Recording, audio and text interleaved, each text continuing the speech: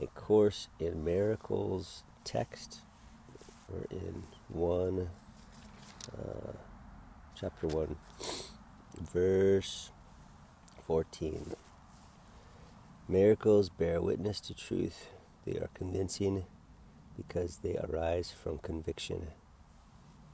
Without conviction, they deteriorate into magic, which is mindless and therefore destructive, or rather, the uncreative use of mind.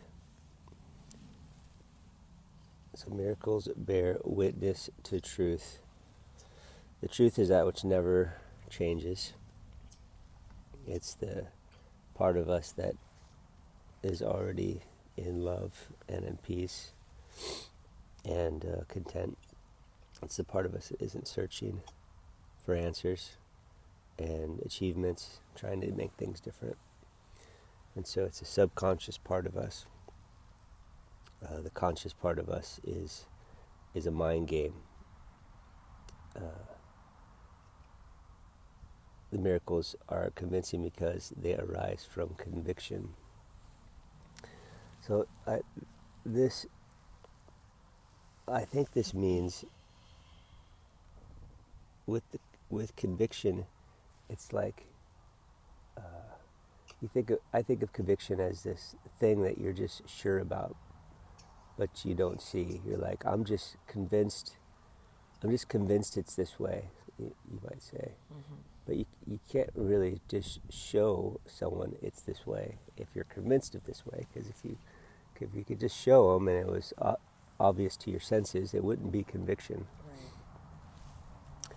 And so there's this knowing that we have, if we would be still, that there's something more than the world that we see.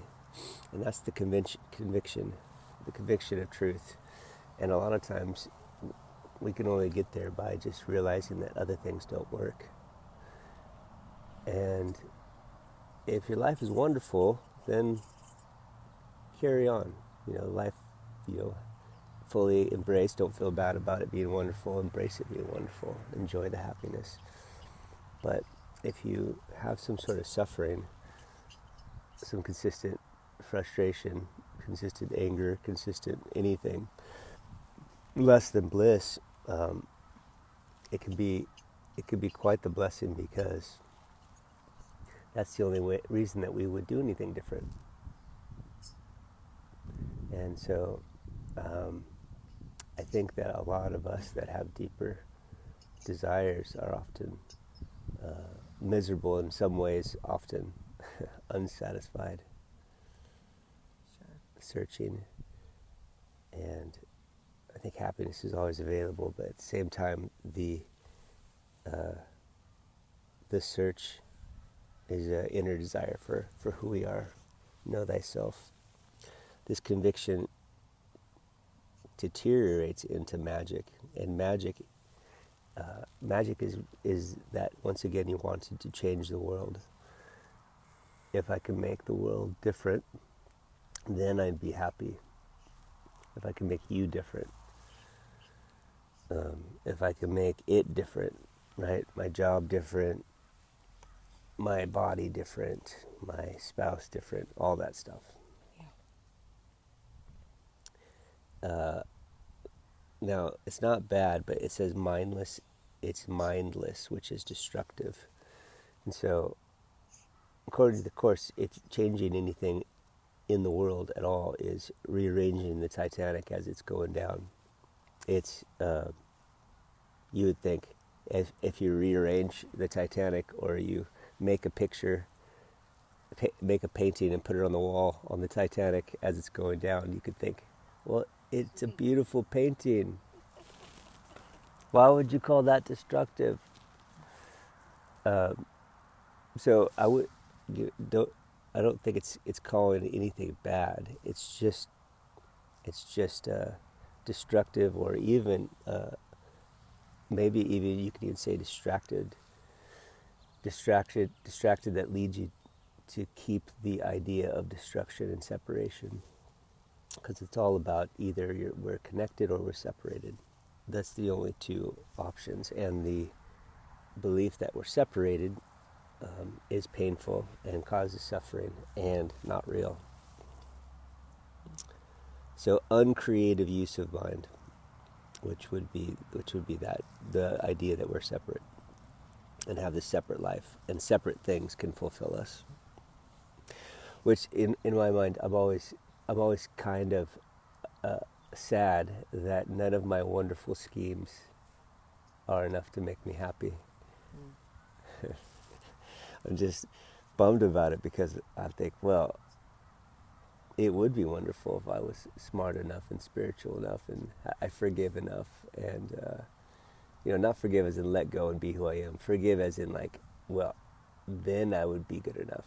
Like that kind of thing. Yeah. Rich enough, all the enoughs, right? Right. This is reminding me of this podcast. I'm kind of like really happy through listening to yesterday. He was talking about how like you can invent things if they are perpetuating the same system, like just trying to improve on a broken system that exists. In this podcast, they're talking about healthcare. Uh-huh. But if you're perpetuating, and if you're trying to, if you're perpetuating, trying to improve a process within the same broken paradigm, that's bound to fail. Whereas if you want to really do and make a change, you gotta come up with something that's new, like outside of the existing broken system. Mm-hmm. Right? So that makes a lot of sense. Oh, I gotta send this one to you, Layla. You're gonna love this one. You don't want to change anything. Yeah. Yeah.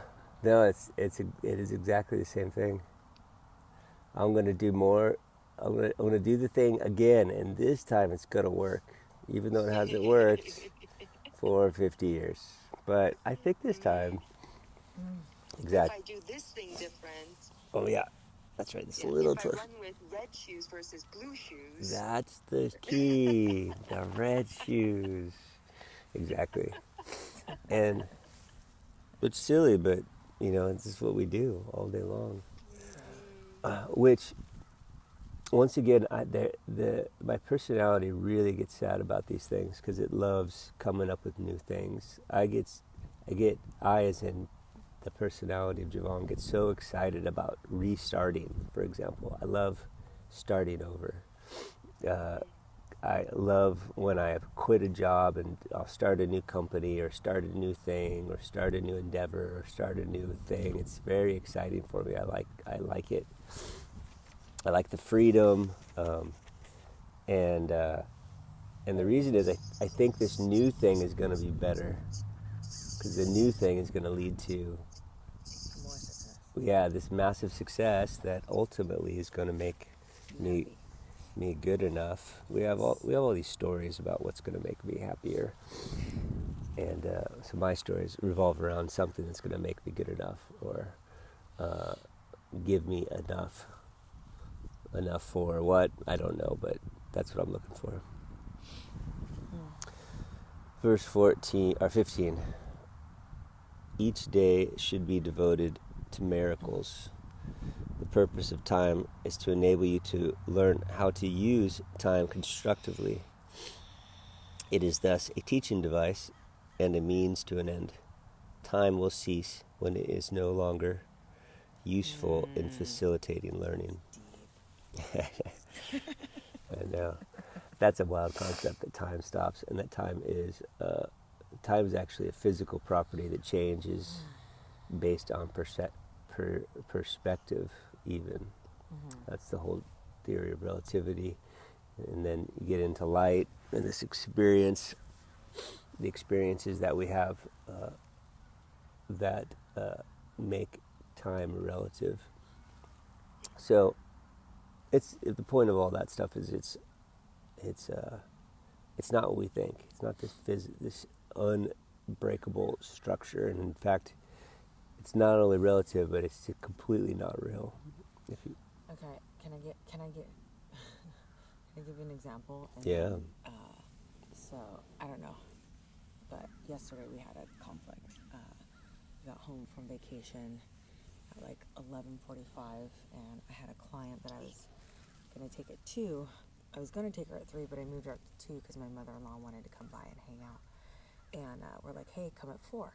And then I was like, let me just move my client up so that, because my mother-in-law likes to show up early. So if we say 4, it'll be 3:30, right? So I was like, let's do 2, I'll be done by 3. So I move her up, we get home, Jared's unpacking, I'm getting the house ready for that. She shows up at 2, my mother-in-law. And I was like, both Jared and I are like, what happened? And it just like threw us off the whole thing. I don't know if you're using this in that instance.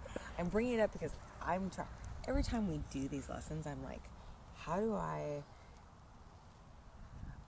just release everything that happened yesterday from like that situation? Because it was such a energetically like charged. We were all just like, gah, in that moment. And she left upset. I was upset. Jared was upset. I think I need to send her a message today, but is there a way where that situation happens where this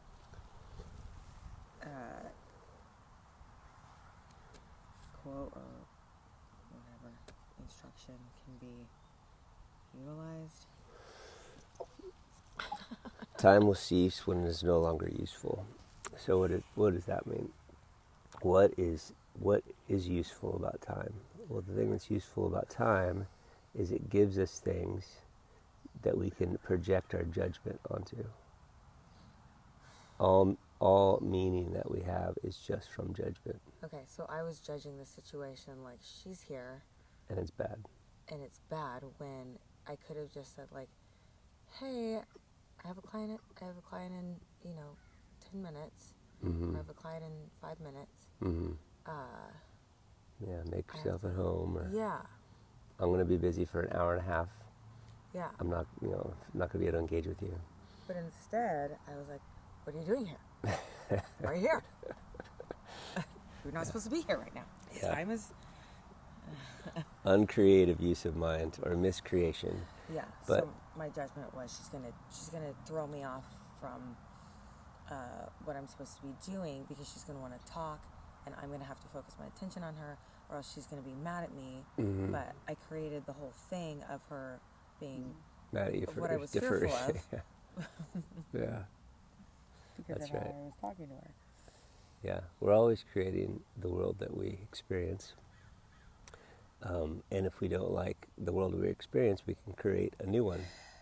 But you can't create a new one until you forgive. And forgiveness is not calling the shitty world that you have good. It's realizing that the world that you have is from your concepts, and which are judgments. Judgments are bad. It's just all those filters. It's that roll of film that we've put up against the light that's projecting through it and making the images dance in front of your eyes, so to speak, on your consciousness. And we see it and we think, oh, it's real. But it's not. Once again, it's just that sand in those patterns vibrating to the new frequencies. And so your mom or your mother-in-law, in this case your mother-in-law, messing up the time frame. So nothing's been messed up. But even more than that, it's like that's subtle. But the reality is there's no mother-in-law. That's really hard to grasp because there's also no Layla. But that's the non-dual unity. But if you can back out, if we can back out and do tiny steps, we can just realize, wow, I could have, like you said, I could have framed it differently. It could have been, she could have just sat there. I could have said, like what you said. And so we're always making up our world. It's not, none of it's real. We're making it all up. And if we are, could we make up a better story? And we always can. And so, can you catch it faster? That's the only part you can do is catch it faster. I wish we met yesterday morning. But time isn't real. I'm just kidding. That's not real. There was no yesterday. Yeah. What's wild is if you think about that about yesterday, there's really no proof that there was a yesterday. There's only a memory of yesterday. As we sit here and we can be upset about what happened yesterday, Yeah. what we're really doing is we're bringing up ideas, we're accepting them as real, Yeah. and it's forming a present moment of what is real now. And so if you've been in war up till this point, it's really easy to be in a PTSD situation where your body's used to reacting because of these memories, and you're frazzled, and it's this whole thing we carry with us. But it's Yeah. Well, we've had a lot of Tom and I have had a lot of interactions that did not end well, and so yeah, I think even though we're in a good place now, I think I probably did revert to that, like the upsets that we used to have. This is what's gonna happen. Mm-hmm. And then it did happen because of my judgment. Yeah. Well, we're carrying, and this is what we do every day. This is how life is. Once again, the lesson that there is no meaning. What were the lessons at the very beginning? This is the I only see the past. Lesson 7. I'm upset because I see something that is not there. Lesson 6. We are constantly bringing back. We're constantly bringing this thing, this group of ideas called the past that never happened, and we filter and create the meaning of the present based on these ideas called the past. And if we let it go and looked at something purposefully, realize, oh, that's a past idea. That's a past idea. Can I be curious about this thing? What is this called? A cup? What's a cup do? Yeah. We think that might be silly, but it's also silly to say, I know you're an enemy. Sure. I know that you're going to hurt me. I know that you're going to hurt the people that are around me. And so I'm going to protect myself immediately by nipping it in the bud. Yeah. And then we react. And reaction, the process of reacting to anything is a process of accepting this thing called past as truth. Yeah. And so it's this cycle that's not true. It's not real. And it's a cycle that keeps you in the suffering that you've had in the past. So next time I can just go upstairs and ignore. You can? Oh, yeah. I think I was I had just found out that Jared had opened a letter that said we didn't pay our April taxes, which is $4,000. Mm-hmm. And so I was like, in my head, I was like, when was he going to tell me? How long has this been sitting here? And like that whole, so that, and I was walking downstairs to ask him about it, and then they walk in together. Yeah. So it was just like the whole Yeah. perfect scenario. Yeah. It gotcha. And then I'm like hugging her, and I'm like, what's going on? Mouthing to him, and he's like, I don't know. And I'm just like thinking, you fix it. I'm always fixing it. That was my judgment. I'm always the fixer. I'm always the saying the things that have to be said. I'm always making the difficult conversations. You do it this time, And he didn't. He just stood there. And I should have just walked away. Yeah, you could have. I mean, they're all these alternative endings, right, to the movie we're watching. There's so many alternative endings that you could flip to. Back to the DVD days. Remember, there's alternative endings. Right. There's They tons still of have them. it on Netflix. Oh, they do? Yeah. I love alternative endings. I'm like, oh my gosh, look at that ending. That's crazy. Why didn't they do that? We have that option. And am I the one that has that idea? You're leaving it to me to be the one that says the things. So that presupposes that there are things that have to be said. It's believing this narrative that the personality is giving you, that there are things that need to be said. In certain situations, is there a particular happening that has to be happening, and now it's up to you, and now you have to battle the people that you love most to get to it. And so what happens when you believe the thought that this needs to be different, I need to be the one that changes it, at that moment you suffer. Even before you do anything. It's just like internal. And that's me yelling at my kids to go to bed. Right? It's silly when you think about it. You don't yell. After the fact. You don't yell. You're funny. Sue, do you have anything? You good? Well, it's so to me, so what I'm thinking about, what's going on in my head right now, thank you for asking, by the way, is so I feel like Layla, what you're trying to like get an answer for is kind of because There is no answer. I'm just kidding. Sorry. In one way, and then another, like, so the reason I like that podcast, I'm going to send it to you. Please do. I'll send it to both of you guys. Thank you. Because what he talks, I forget what his name is, but what he talks about is the importance of looking at, like, when he's posed a question, it's important to look at it from both a dualistic lens and a non-dualistic lens. Because when we look at it only through the non-dualistic lens, then it kind of it almost seems like a negative way. I know this is not what you mean, Javon, and I know we're studying a non-dualist text, so of course, but like a criticism could be like, oh, he's trying to convince her that she needs to not enforce her boundaries, like, which I know that's not what you're doing.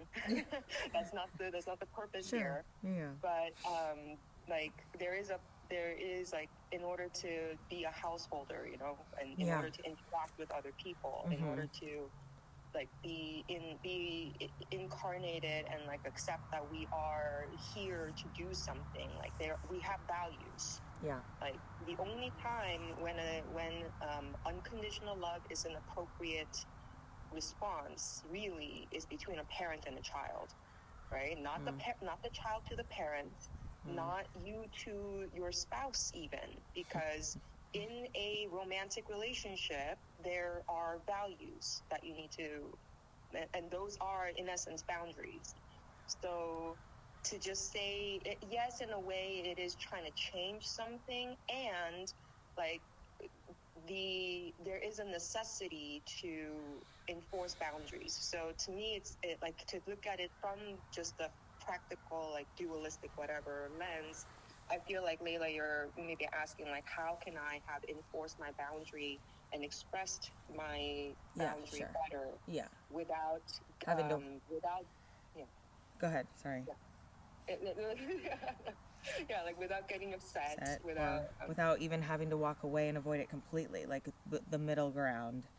And you're saying like with the contrast of both in the same, in your mind at the same time, it allows you to kind of come to that and balance. I feel like maybe Javon, this text would say like because my therapist and I were talking about this too, like what's the goal here? Like what is the end? When I finish reading going through all 365 days. He's laughing because there's no goal. The goal has been completed yesterday. Yeah, I know. And it's, the non-dualist perspective, yes. But so that's why when I actually made my therapist laugh too, because I was like, oh, this is a trap. This is the ego trap. Like when I finish the book, then I will get blank, and then that's gonna make me happy. Yeah. Right. She didn't think of it as a trap when she asked the question. So when I answered her question, it was that what I imagine it'll do for me is it'll allow me to practice radical acceptance better.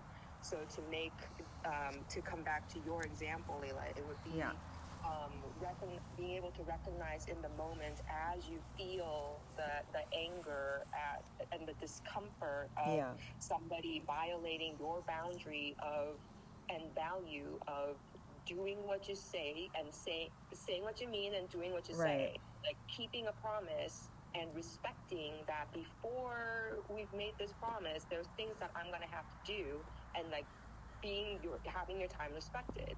And that's going to make us feel uncomfortable. And Javon has also made it very clear, like doing the course the point of the course isn't just to make everything handy, like lovely roses and butterflies and whatever.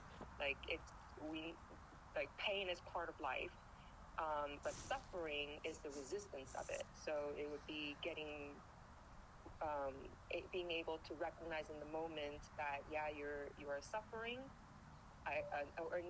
you're feeling discomfort from having your boundary violated, which is very normal and good. Like, You're how saying, else would you know that? Yeah, I can turn it into it can either be suffering or I can turn it into love. Yeah, like alchemize it. Okay, Theo. Okay. Your therapist understands you when you talk like this. I don't know. You're so funny. That's enough. Okay, that's enough. I love it. Yeah.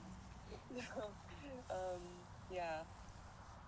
I guess that was enough. I'm talking a lot right now. Oh, that's good. Are you? I don't know. Time is relative.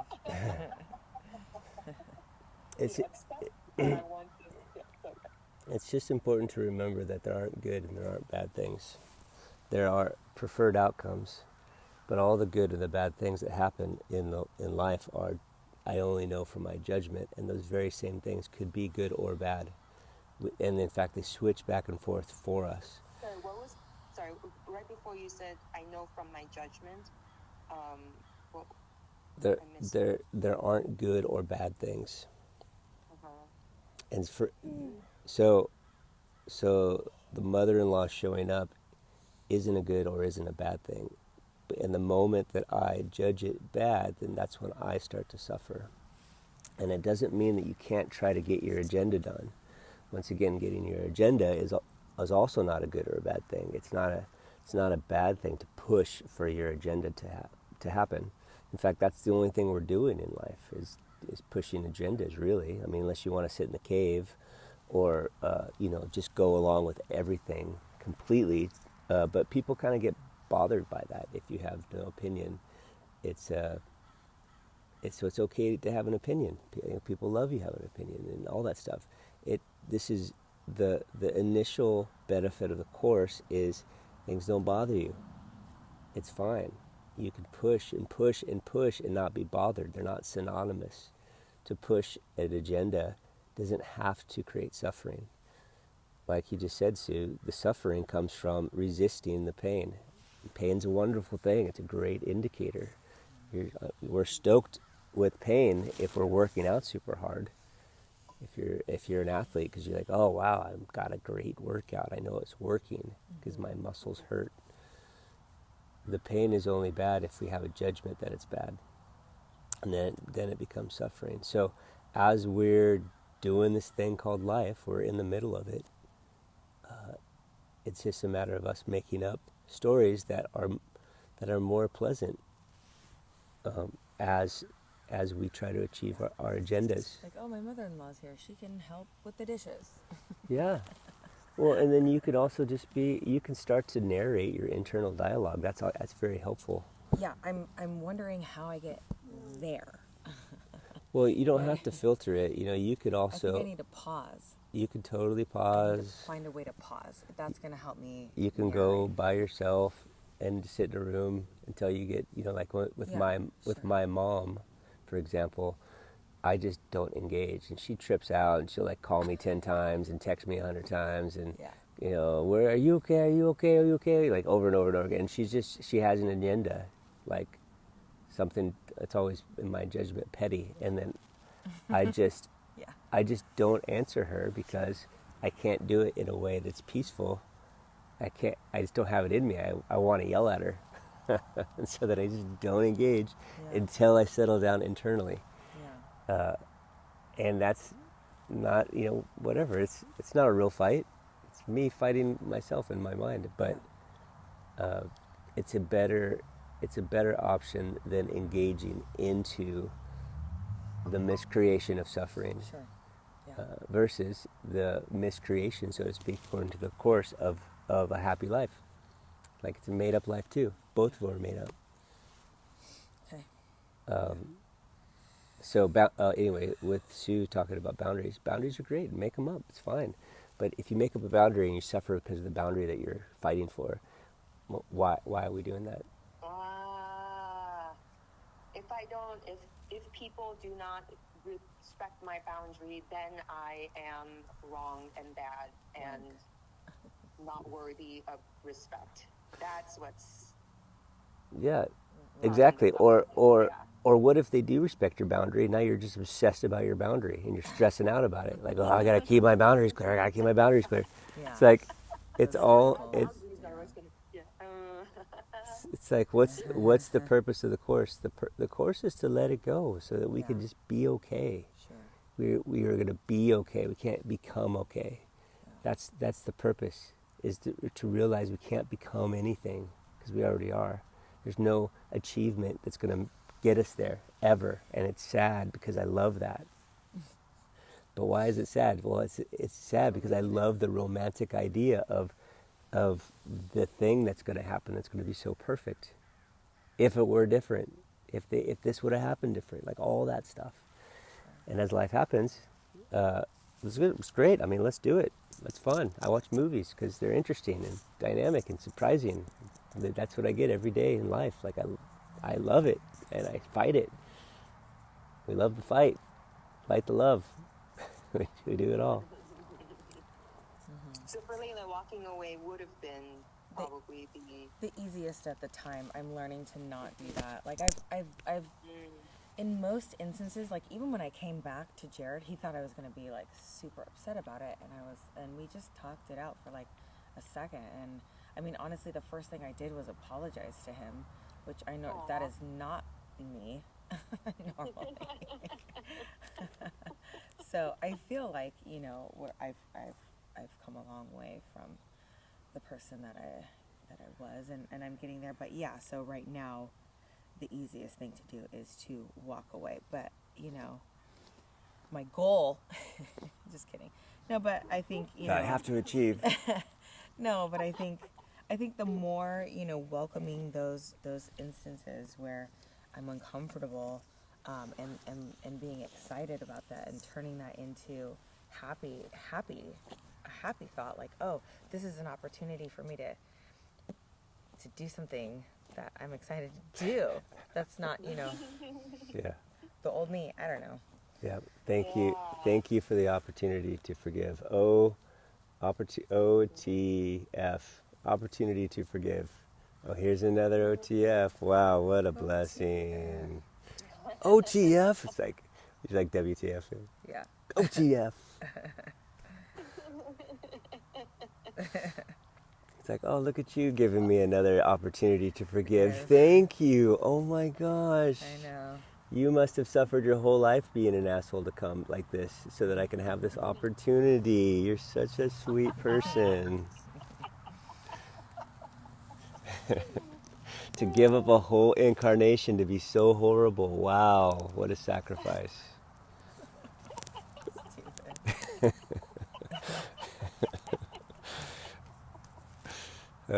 So I mean, Yes, it's yeah. silly, but when you look for at it sure, that way, it makes it easier to look at it when you kind of, like you said, rascals. Like you make it you kind rascals. of a silly thing. Oh my gosh, I have this rascal at work. He's trying to steal about $1 million. Oh, this other rascal stealing $6 million. Craziness. No. First payment default, ghosting us. What a rascal. Totally. It's a lot of money. I know. Oh, all right. Are we complete? I think so. We are complete.